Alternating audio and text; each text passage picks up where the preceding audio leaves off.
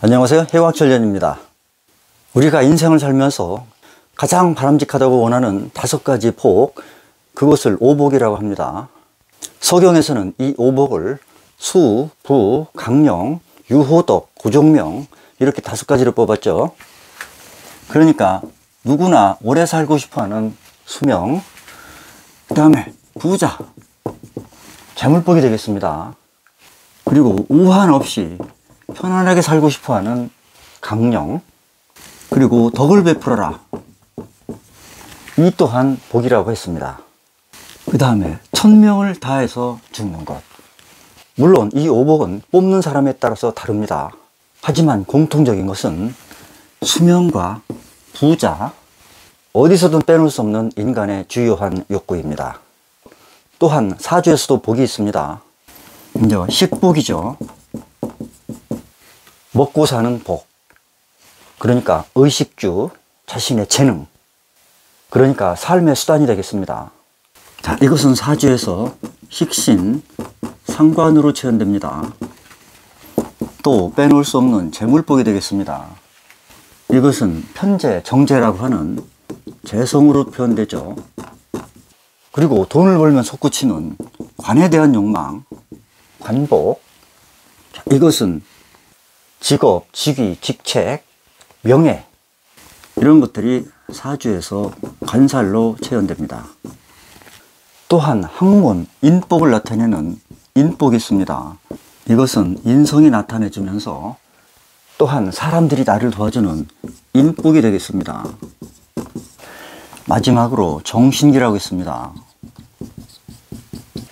이것은 사주에서 나를 상징하는 비견, 겁재가 나타내 주지만, 자, 여기에는 이론이 여러 가지가 있습니다. 정은 나를 생해주는 인성, 신은 나를 극하는 관성, 또 기를 비견 겁재로 표현하기도 합니다. 또 다른 시각에서 이 정은 금수의 세력을 말합니다. 신은 목화 세력입니다. 그리고 기는 금수, 음과 목화, 양의 세력을 조절해주는 토를 말합니다. 자, 이 얘기는 음과 양이 조화를 이루어야 부귀하고 오래 살 수 있다는 결론에 도달합니다. 즉, 정신기가 균형을 이루어야 건강한 정신과 육체를 토대로 행복한 인생을 살 수 있다. 그러니까 결국 사주에서 운세를 풀이한다는 것은 이러한 식재관 인복을 말합니다. 하지만 인생은 우리가 바라는 대로 항상 평탄하게 가는 것이 아니죠. 부침에 부침을 거듭하면서 갑니다. 자, 인생에 부침이 심한 사주 하나 풀어보겠습니다. 1963년생 여자분의 사주입니다. 계묘, 계해, 무, 갑인. 무계합이 이렇게 있습니다. 여자 사주에 무계합이 있으면 무지개상이라고 해서 용모가 아름답습니다. 거기다가 이렇게 남자를 나타내는 관이 연과 시에서 포위하고 있습니다. 이 또한 남자들에게 인기가 많은 구조입니다. 그리고 일간 무토가 이렇게 재성인 계수와 합을 합니다. 지지에서 또한 오해합으로 계해라는 재성의 돈을 끌고 들어옵니다.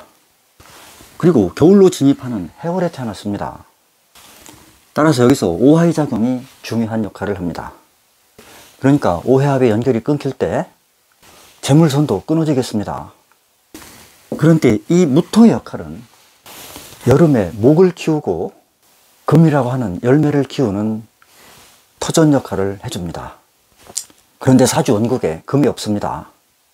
게다가 무토에게 적절하지 않은 해월에 태어났습니다.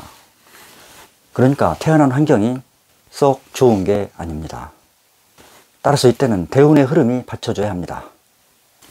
또 시주에 있는 이 갑인, 무토의 7살입니다. 그런데 금이 없으니까 제압이 안 돼 있죠. 이때는 이 갑인을 돈으로 봅니다.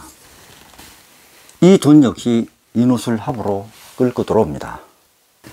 따라서 이분 병인 종묘대운에 폭발적으로 재물을 확장합니다. 병인대운이 되니까 인옷을 합으로 끌고 들어오고, 종묘대운이 되니까 오화가 발동하죠. 자동적으로 오해합이 작동합니다. 그러다가 무진대운에 진대운이 되면서 이렇게 강력한 수의 세력이 진토 속으로 인묘됩니다. 수가 인묘되니까 오해합의 작동이 중단되고 거대한 물결이 진토 속에서 멈춥니다. 이때부터 인생이 힘들어지기 시작했습니다. 그리고 지금 기사대운입니다. 겁제 기토가 와서 갑인이라는 커다란 재물을 쟁탈해 갑니다. 그리고 또한 원국에서 무게합을 하고 있는데 기토가 와서 합을 끊어내죠. 이래저래 돈을 달리는 운입니다. 그래서 이때 완전히 파재를 하게 됩니다. 또 사화가 오면서 이렇게 사해충을 하죠. 여기서 또한 우해합이 끊어집니다. 그리고 갑인하고는 인사천을 합니다. 또한 사화는 무토의 록입니다. 즉 나의 몸이 됩니다. 이것이 천을 당하니까 건강도 안 좋아질 수 있습니다. 다음 대운이 경호대운입니다. 원국에 없던 경금이 들어옵니다. 그러니까 값진 열매가 무토의 땅 위에 드러나게 되는 운입니다. 하지만 경금이 간목을 충하면서 그렇게 썩 좋은 작용은 하지 않습니다. 다행히 오대운이 오면 오해합과 윤우술 합이 작동됩니다. 이때는 재물운을 좀 기대해봐도 좋은 운입니다. 그러면은 이렇게 운이 하향 추세일 때는 어떻게 개운해야 될까? 자, 운명을 개운하는 가장 좋은 방법은 풍수를 적용하는 것입니다. 풍수는 하늘의 기운을 땅에 적용해서 우주의 기운을 효과적으로 끌어들이는 역할을 해줍니다.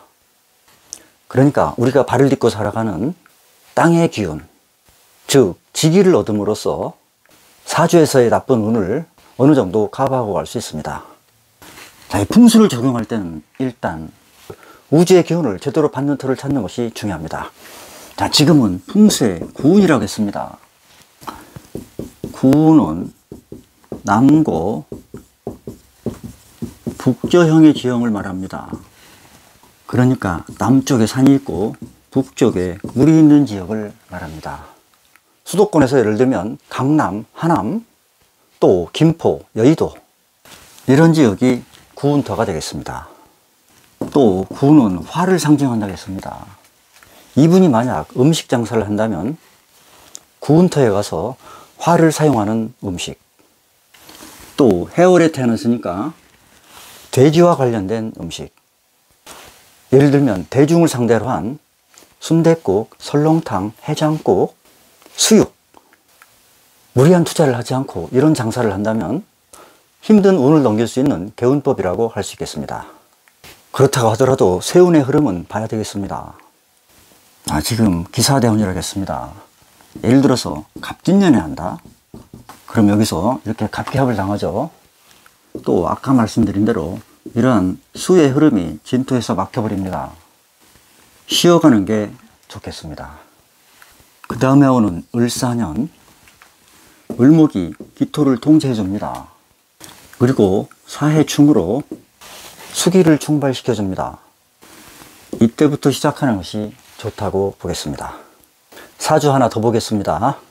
경신, 무인, 갑자, 임신, 1980년생 남자입니다.